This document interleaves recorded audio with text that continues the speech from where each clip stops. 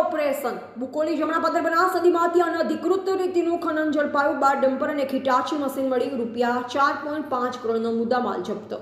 બનાસકાંઠા જિલ્લામાં ભૂસ્તર વિભાગ દ્વારા એક મોટું ઓપરેશન હાથ ધરવામાં આવ્યું છે. કાંકરેજના બુકોલી જમણાપાદર બનાસ નદીના વિસ્તારમાં ગેરકાયદેસર રીતે રેતીનું ખોદકામ ચાલી રહ્યું હતું. ભૂસ્તર વિભાગની ટીમે રેતીની ચોરી કરતા એક મશીન અને 12 ડમ્પરને જપ્ત કર્યા છે. બનાસકાંઠા જિલ્લાના કાંકરેજ તાલુકાના બુકોલી જમણાપાદર વિસ્તારમાં બનાસ નદીમાં અનધિકૃત રીતે રેતીનું ખનન ચાલતું હોવાની રજૂઆત હતી, જે પગલે બનાસકાંઠા ભૂસ્તર વિભાગની ટીમે બુધવારે વહેલી સવારે ઓચિંતી રેડ કરતા બનાસ નદી વિસ્તારમાં બિનઅધિકૃત રીતે રેતીનું ખનન થતું હોવાથી એક હિટાચી મશીન તેમજ 12 ડમ્પરો જપ્ત કરવામાં આવ્યા.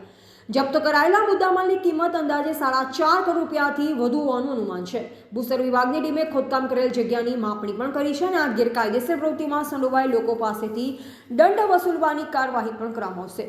બનાસકાંઠા ભૂસ્તર શાસ્ત્રી ગુરપ્રીતસિંહ સારસ્વાએ જણાવ્યું કે આ ઓપરેશન ગેરકાયદેસર ખનન પ્રવૃત્તિ પર લગામ લગાવવાના ભાગરૂપે હાથ ધરવામાં આવ્યું છે.